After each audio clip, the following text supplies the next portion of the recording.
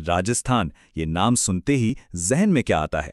बड़े बड़े किले, राजा महाराजा और उनकी वीरता की कहानियां, है ना? पर आज हम जिस किले की बात करने वाले हैं, उसकी कहानी थोड़ी अलग है, थोड़ी ज्यादा डरावनी।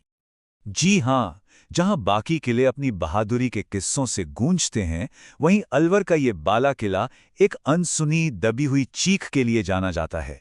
एक ऐसी चीख जो सदियों से इसकी दीवारों में कैद है।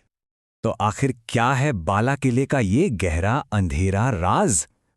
कहानी तो सदियों पुरानी है, पर कहते हैं कि इसका खौफ आज भी वहां महसूस किया जा सकता है।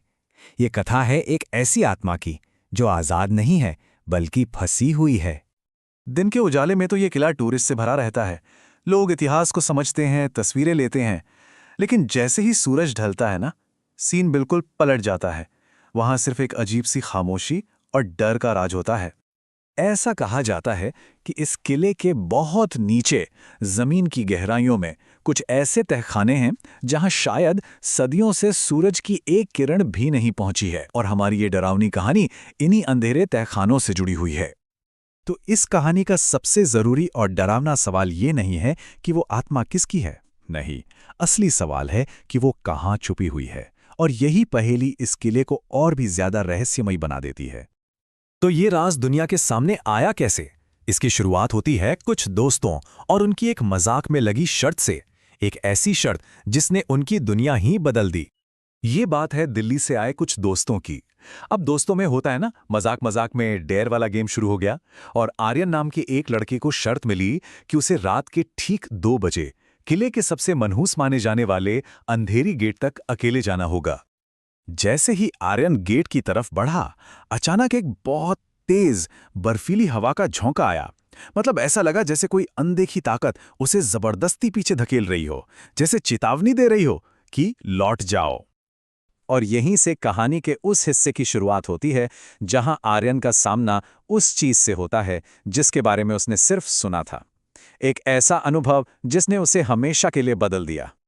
आर्यन जैसे ही उस गेट के और पास पहुंचा, चिलचिलाती गर्मी की रात में भी उसे अचानक कंपकपी छूट गई। एक अजीब सी अप्राकृतिक ठंड ने उसे पूरी तरह से जकड़ लिया था। ये मौसम की ठंड नहीं थी, ये डल की ठंड थी। और तभी उस भयानक सन्नाटे को चीरती हुई एक आवाज आई, एक फुसफुसाहट, मुझे ढूंढो। बस इतना ही। सोचिए उस वक्त आर्यन की क्या हालत हुई होगी। आर्यन ने घबराकर टॉर्च से चारों तरफ देखा, लेकिन वहां कोई नहीं था, दूर दूर तक कोई नहीं। और तभी उसे एक बहुत ही खौफनाक एहसास हुआ कि ये आवाज हवा में से या किसी कोने से नहीं आ रही थी। तो फिर कहां से? वो आवाज किले की मोटी पत्थर की दीवारों के अंदर से आ रही थी।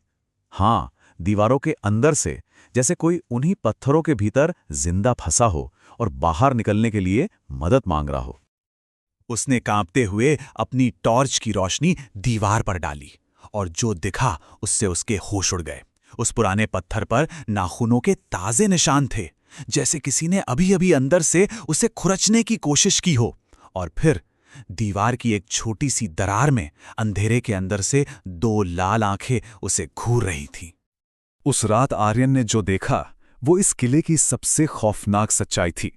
एक ऐसी सच्चाई जो बताती है कि वो आत्मा वहां भटक नहीं रही, बल्कि उस आत्मा को चिनवा दिया गया था। ये एक बहुत ही पुरानी और क्रूर सजा हुआ करती थी, जिसमें किसी इंसान को जिंदा ही दीवार बनाते वक्त ईंटों और पत्थरों के साथ अंदर बंद कर दिया जाता था, हमेशा हमेशा के लिए।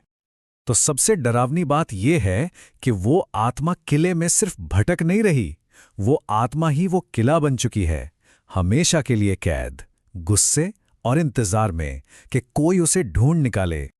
उस रात के बाद आर्यन वहां से कैसे भागा, ये उसे खुद भी ठीक से याद नहीं, पर उस खौफ का असर इतना गहरा था कि कहते हैं उसके बाद उसने कभी भी अकेले अंधेरे में रहने की हिम्मत नहीं की। तो ये सिर्फ एक कहानी नहीं है, बल्कि बाला किला जाने वालों के लिए एक चेतावनी है, एक रिमाइंडर कि हर दीवार सिर्फ बेजान पत्थर की नहीं होती।